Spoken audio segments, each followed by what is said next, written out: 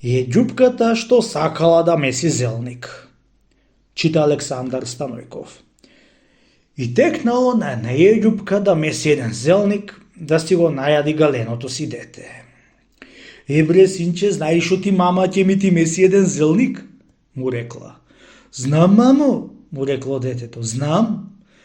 Кога ќе испитам троа брашно, му рекла. И да посакам троа мас, ќе си соберам троа копрви, ти ќе посакам една тепсија од комши, ти која ќе месам еден зелник, со едни витки, така толкај.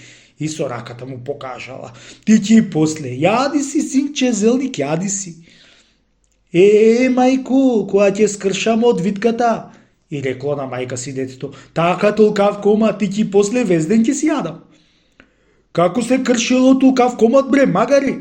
Му рекла мајка му и му одрила една шлаканица по уста, што да може, дури крв од забите беше му протекла.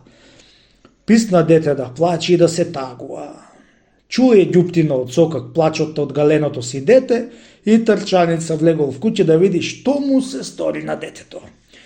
Од која разбрал заошто го тепала е ѓупката, извоел камшикот од силјао и е легнал да ја суди и да ја тепа со камшико. Оти не го оставаш детето да ми јади зелник, мури магарица, а? Еве за тебе што треба. Така вели е ѓуптино и удри со камшико.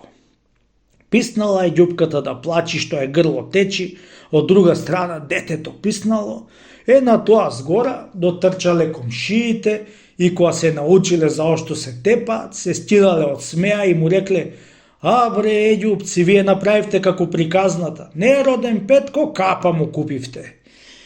И одвај смириле.